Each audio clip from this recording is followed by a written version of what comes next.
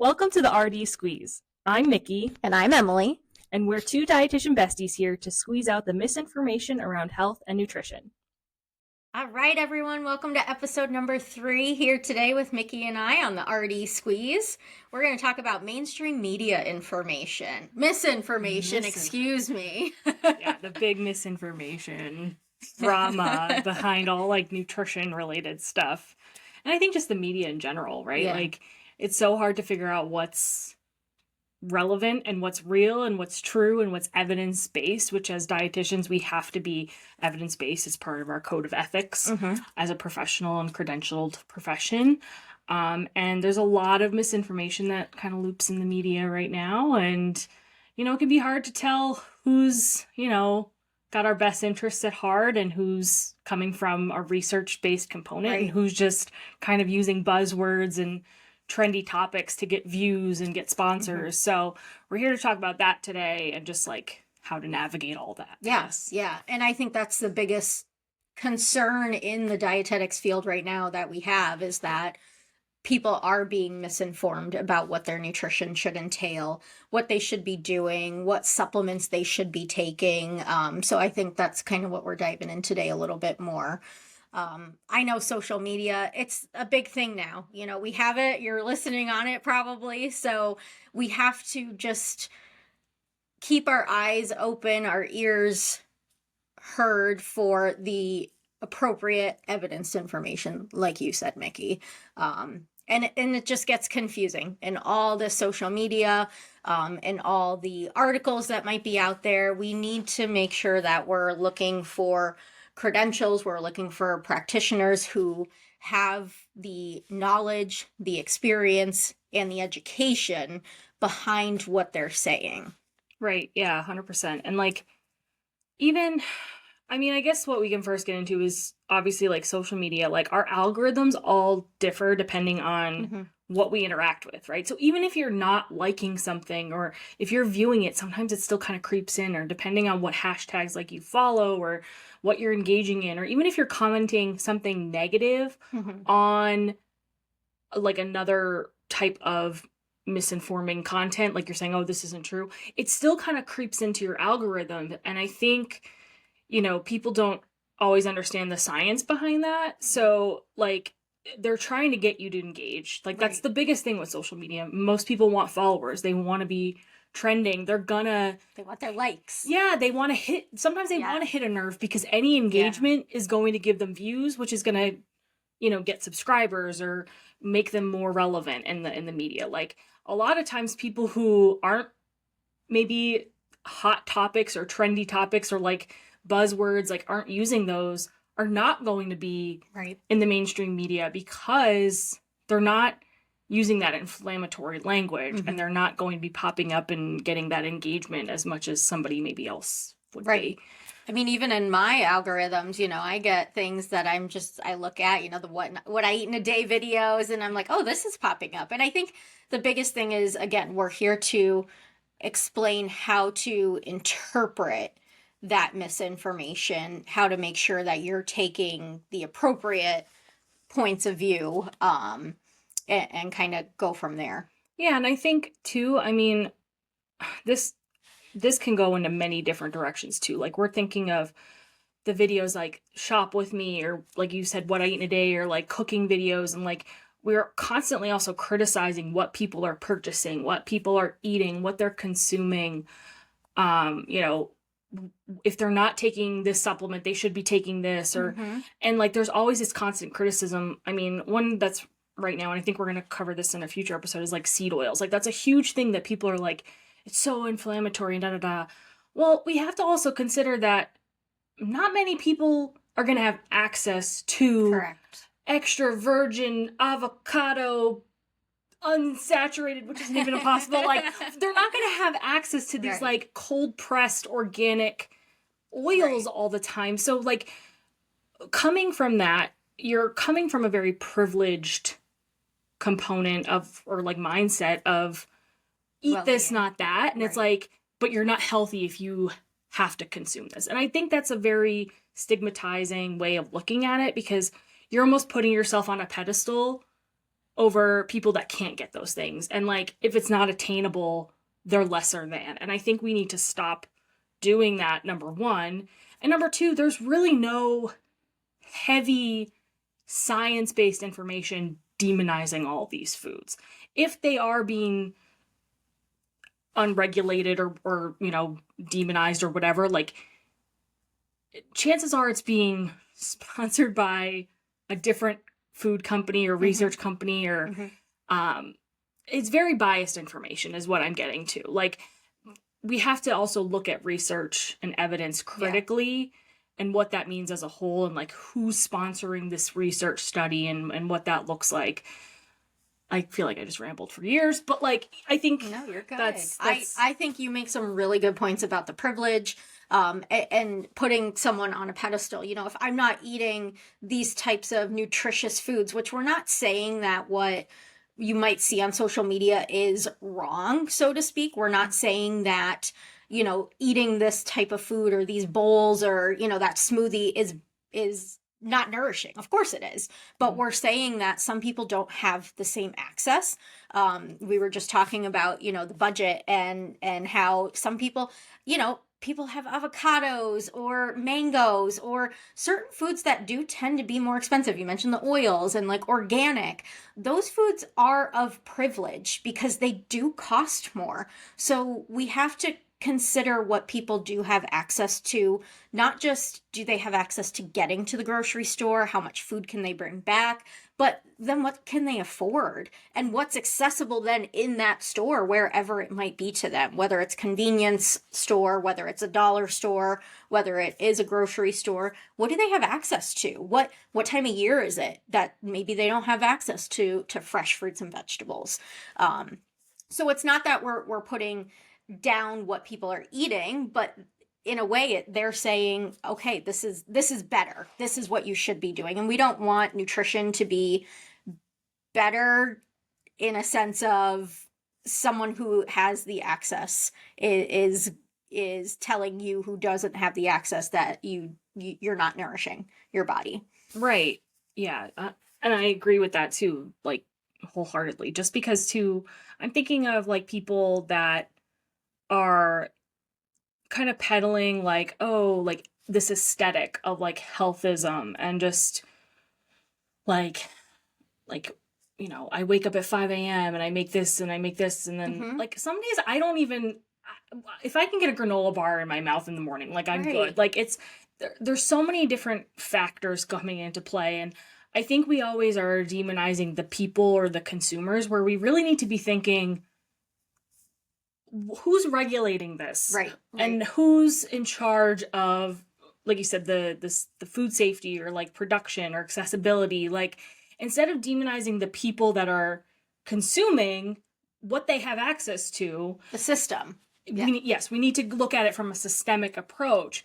And this is where the misinformation ties in, because there's so many people that are getting on these other platforms saying and challenging the system, as they should, but I think they're also challenging the wrong system, or they're coming from, again, either a privileged background or not taking into consideration the science behind everything, or really they don't know how things work, and they're just kind of like, well, this is how it should be.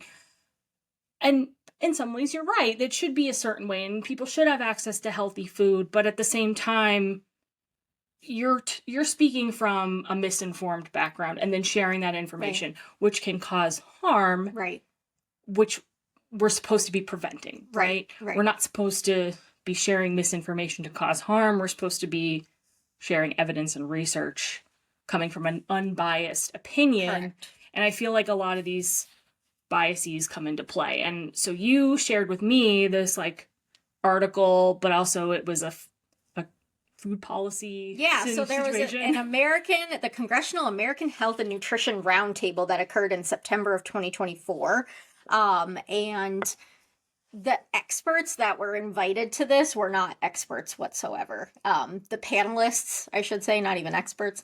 The panelists were political members, a daughter of the person who created this panel, no science background. So pretty much what the people on this panel had, no science background. They didn't have PhDs in a nutrition or public health or other similar, even a regular degree, like even Yes. a bachelor's Yes. degree in food science, public health, nutrition. None of that was listed there. I Right. think some people had like a film background, and like maybe they had Yeah. like an education in like integrative nutrition, which that's a very buzzy word. And Yes. a lot of, I mean, I think functional integrative nutrition is not necessarily a bad thing. I think there's a time and place for it, but it's also not always super evidence science based from a heavily researched standpoint. Correct. There's Yeah, definitely there's still a lot more coming out about it. Yeah. Right. Like I'm not saying there's not a place and time for it, but also it's not as heavily researched as some other things. And the people who do have those functional medicine credentials are already credentialed in some kind of health profession. Right. So you already have that background. You already have that kind of bachelor's, undergrad, science, chemistry, all that kind of background. So it gives you that leverage of, we take all this information of what we've learned and then we make apply it. Recommendations, apply the appropriate recommendations. Which I think in a future episode we've talked about having maybe a dietitian that was involved in functional and integrative nutrition, because you can work with that aspect or that from that standpoint, but also be, credentialed. Correct. And my point being, this person was just a nutritionist, which we talked about, anybody can call themselves a nutritionist.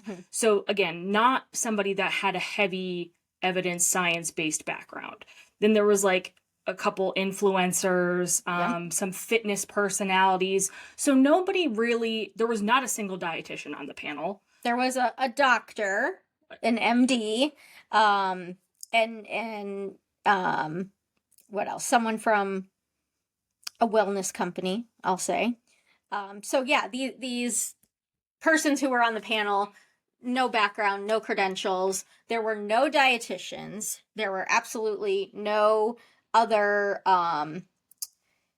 health and wellness professionals on the committee. Or even no epidemiologists. Yeah, or even just like people that work within the food systems of like distributing or like legislation or policy or anything, which apparently this was supposed to be a bipartisan effort. Correct. But looking at the panelists, it very much is not bipartisan. It's coming from a biased, most likely one-sided political standpoint. Right. That is just very anti-science. Let's just put it that way. It mentions that in the article, and we'll link the article we're referring to. We're not specifically mentioning names because we're not trying to get involved in like a social media war. No, we're talking facts. We're talking evidence of what should be in this mainstream media. We should have expert credentials, sharing the appropriate information, and not those who just have a desire to. There's a difference between having, I'll just say, a family member who really wants to learn about nutrition or wellness or, being athletic and doing personal training and things like that. That's different than going through a complete educational program, which we're going to talk about. So many of them are changing.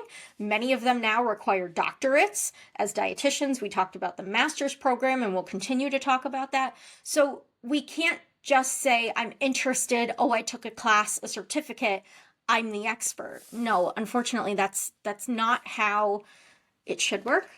But that's what we're seeing, and why we want to try and help you as the consumer or other dietitians and students just understand how to get through that. Which you triggered something else for me to think about too, and I don't know how you feel about this, but there's so many people trying to be influencers who have maybe lost weight or cured or relieved symptoms of a chronic disease by doing changes or using supplements, and whatever works for you, you have to understand that is completely individualized to you. Yeah. So if it worked for you, great, but that does not make you an expert, and that does not make you qualified to give advice to others on how to relieve symptoms of a chronic disease, how to lose or gain weight if you need to.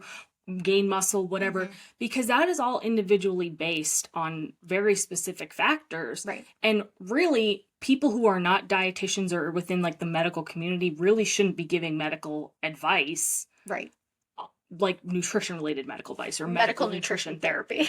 Yes. Wow, Jinx, you owe me a soda. Which is totally fine to drink soda too, by the way.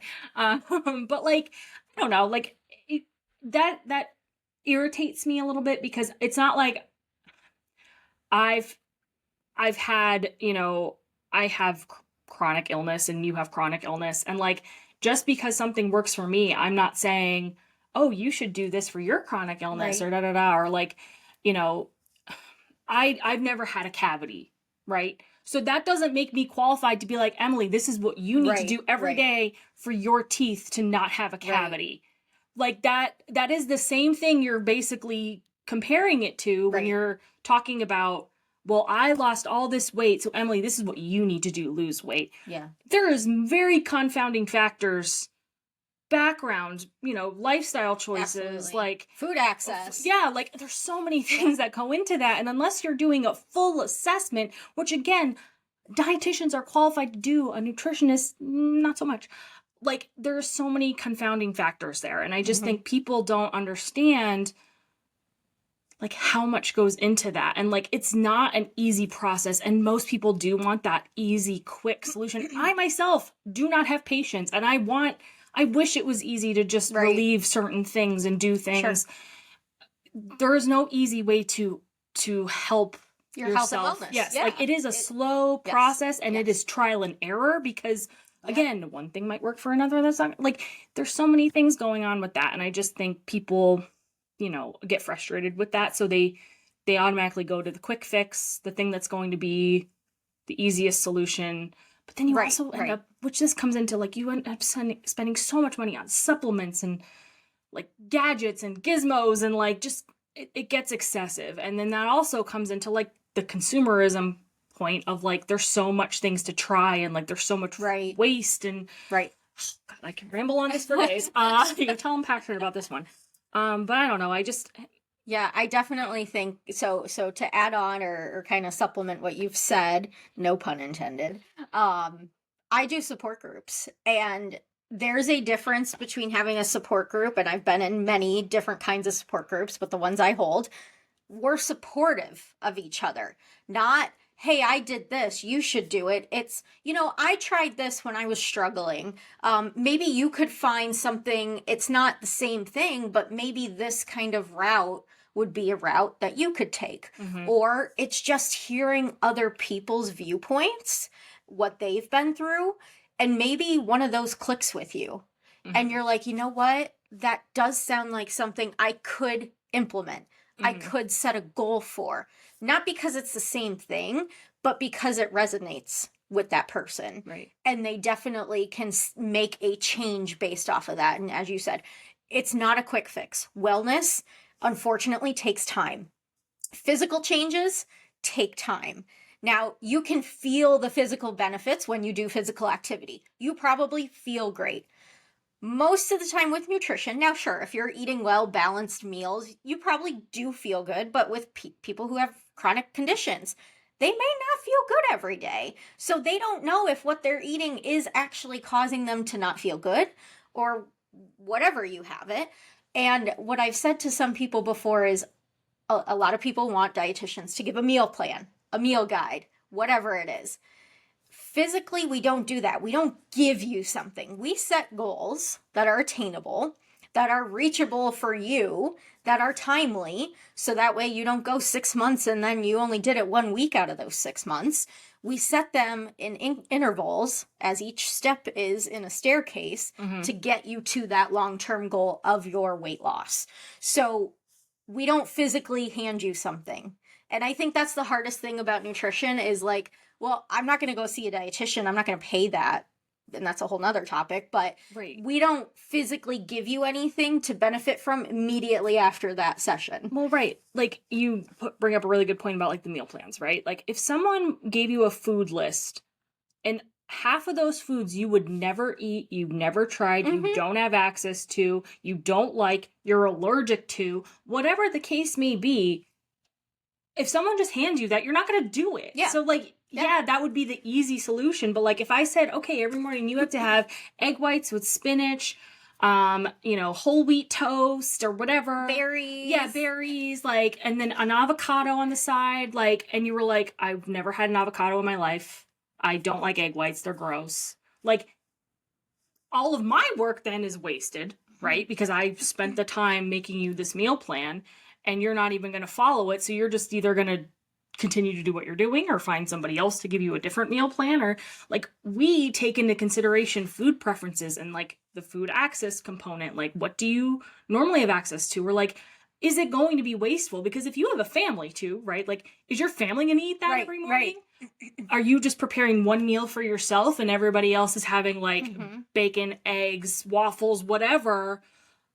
That, like, is that rather fair? than nourishing them as well, or giving them a health benefit too in their lifestyle? Or, like I said, what if your kids don't eat it? Or do you have the money to spend on 4 separate meals to make? Or and whatever? the time. Right. And who has the time? Who has the time? Like I said, I don't really have time to have a granola bar in the morning.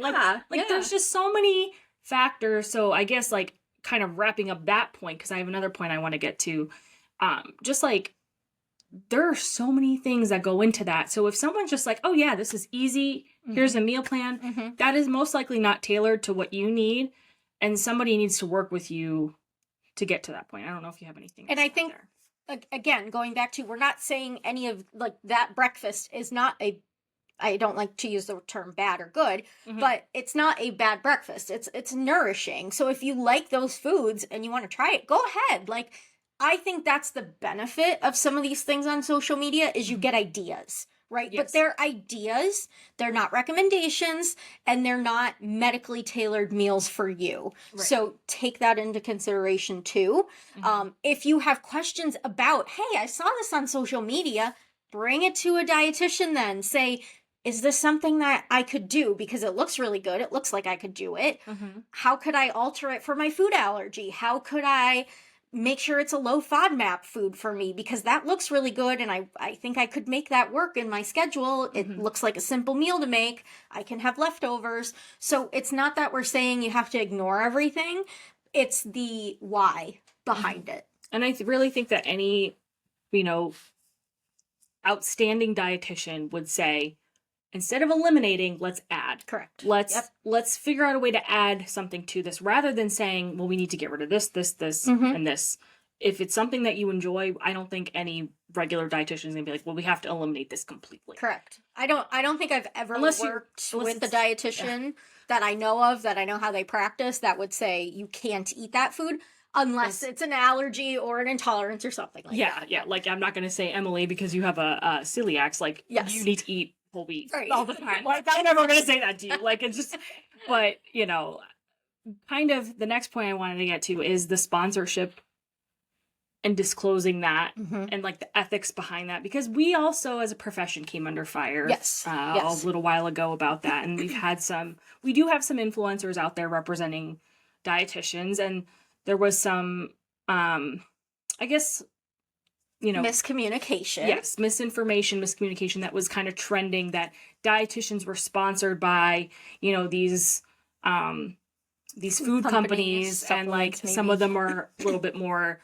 what would the media would consider unhealthy or whatever, and they weren't properly disclosed. Now, I can't speak for those dietitians and how they disclosed it, and I know now when I did my research that they had now put disclosures up. Correct. Yep. I don't know if they were there in the beginning or since that article came up or whatever, but we are required ethically in our code of ethics, as I mentioned before, to disclose sponsorships, any type of partnerships, collaborations that when you are monetized or being paid. Yes. Because that is bias coming in, and people are supposed to be informed by that, because if I'm saying, this company is great and they're paying me, well, of course I'm going to say great things typically. Right. Now, there's things that you could say, like, don't eat this every day, or, part of a balanced diet, whatever. Like, there's different phrases, I think, that come into play, too, to, Yes. like, make it less, I don't know, less damning, I guess is the word. But just, like, I think about that, but I also think about how many influencers out there who are trending or trying to get sponsors or whatever, use this inflammatory language and have no accountability whatsoever, and are sponsored by these companies, are saying they're the greatest thing alive, and they're maybe not healthy, quote unquote. They're not like the best choice or whatever, but they have no one to be accountable for. So Right. again, we're held to such a hefty standard, and we also want to make money as dietitians. Like, I'm not, Yeah, right. like I said, we all want We to don't do work that for free, you right? know? Exactly. You wouldn't expect a doctor to work for free or Yeah. anything. So Yeah. of course we want to make money, and we want to be considered the experts, and they're allowed to take sponsorships. So if you're going to come at us with that kind of criticism, maybe also come at your other influencers who don't have somebody to be accountable to Yeah. with that same energy, because I'm very tired of us trying to be, the experts and level up our experiences, and tell people, we're the professionals, and there's people constantly tearing us down.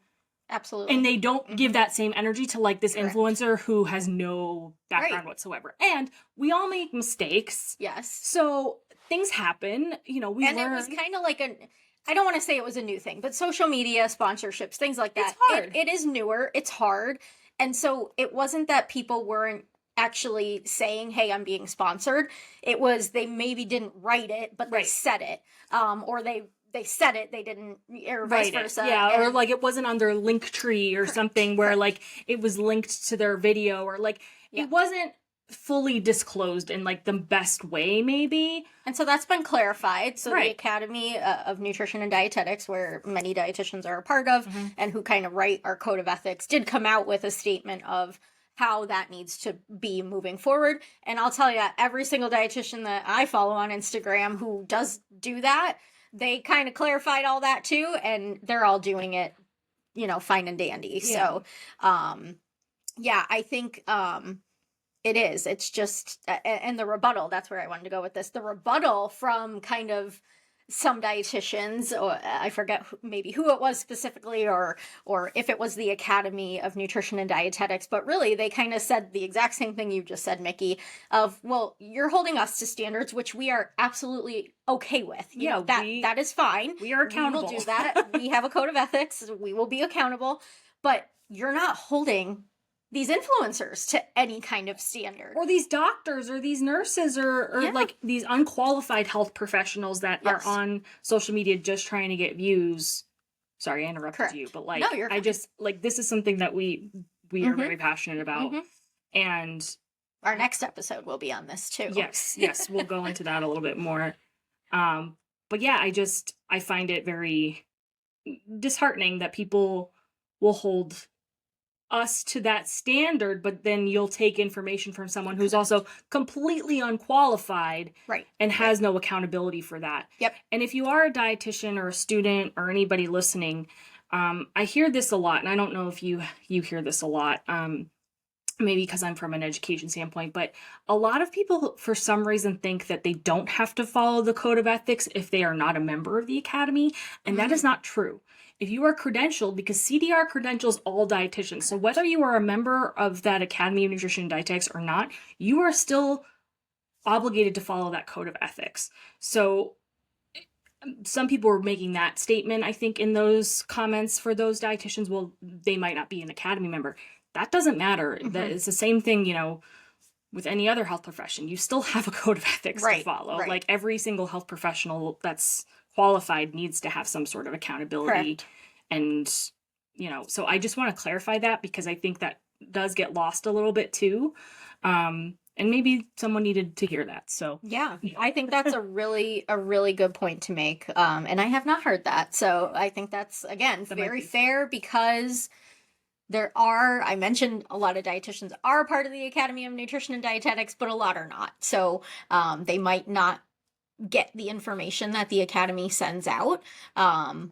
or CDR sends out too, and that's the Commission on Dietetic Registration. So just as anyone else has a credential that's national, RNs, MDs, same thing with RDs, we have that national registration. So yeah.